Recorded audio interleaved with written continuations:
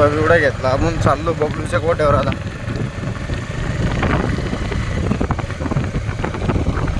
काय भाऊ घरी करमत नव्हतं, चाललं मग बबलूच्या गोट्यावर.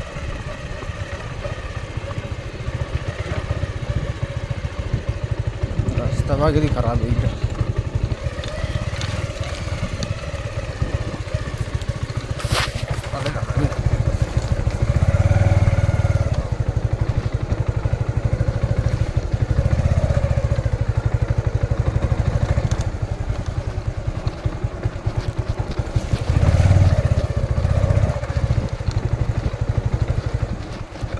काय भाऊ घरी करमतच नाही.